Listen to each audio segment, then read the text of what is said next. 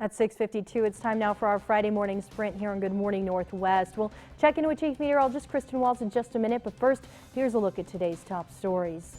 The Benton County coroner has ruled a man's death a homicide 1 year after his death.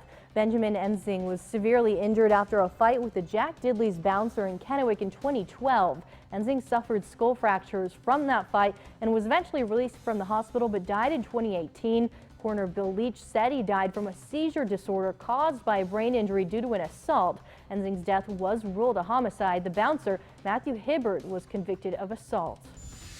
Pasco police have found a truck they believe is linked to two armed robbery suspects. Police surrounded a home at the Lakeview Mobile Home Park. They believe two people responsible for a Wednesday night robbery at a Pasco Circle K were inside the home. They weren't able to obtain a search warrant for the home and didn't end up finding the suspects, but the truck was taken as evidence. And an accident at a Kennewick business caused quite the scene. A viewer sent in this video of the smoke coming from Sunbelt Rentals. An employee was working on a lift when it somehow caught fire. There was some concern about nearby propane tanks, but firefighters were able to quickly put out the fire and no one was hurt. Well, Interstate 90 was closed in both directions at the Vantage Bridge after a semi-trailer hauling apples rolled onto its side, smashed a Jersey barrier and spilled fuel onto the roadway yesterday afternoon. Troopers said the driver was briefly trapped inside the vehicle, but he was not injured and no other vehicles were involved. WSP investigators believe the driver was speeding. Yeah, I brought the knife to the location, but whether the thing was actually going to happen or not, I was a 50-50. There was too much doubt and there was too much thought process. Just yesterday, this man, Jeremiah Cunningham, the man involved in an incident, was already convicted of taking the stand. Fee Hadley allegedly planning to lure a fellow classmate back in 2017 so Cunningham could kill them. Cunningham testified that Hadley would trip the students so Cunningham could stab them.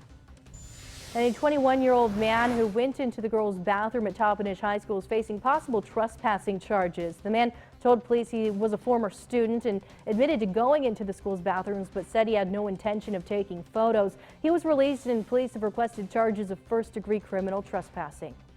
And a Richland man is accused of burning his girlfriend's toddler with a lit cigarette. Officers got a call about a young boy walking outside naked in Richland.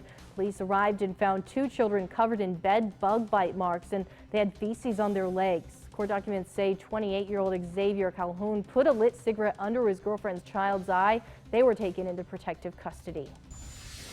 Today is your last chance to visit the Richland Farmers Market before it closes for the season. It's going on from 9 to 1 at the Parkway. The last Pasco Farmers Market is tomorrow on Saturday. And a brand new hotel is now open in Walla Walla, right in the heart of downtown. The Finch was renovated from a motel built in the 60s, and much of the original architecture has been incorporated into the modern look. It's described as a base camp for a Walla Walla trip with the goal of helping people experience as much of Walla Walla as they can.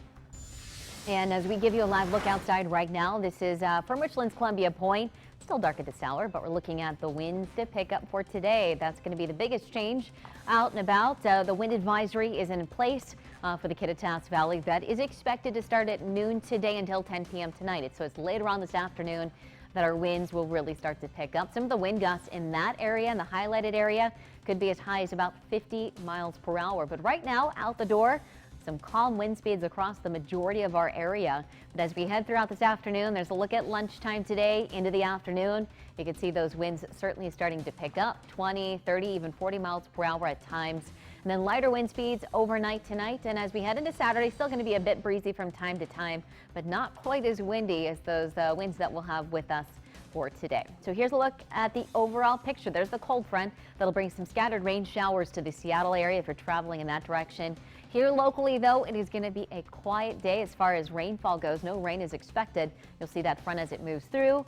We'll be back to plenty of sunshine Saturday. Similar story for Sunday, but some cooler temperatures will be building in 50s for both Saturday and Sunday. So here is today's forecast. We should be up to 73 in the Tri-Cities, 72 in Walla Walla with 68 in Yakima. So a very warm day for this time of year as those winds will start to pick up. Here's your 7-day forecast with lots of sunshine over the weekend, and those numbers fall into the 50s. We even have a few days next week into the 40s for Halloween for those trick-or-treaters, 52 for the high, and the numbers falling into the 40s as you're heading out to go trick-or-treating. So a warm Halloween costume, certainly a must. And then the 7-day forecast for Yakima. Lots of sunshine. No rain is expected over the next 7 days. Again, those 50s this weekend.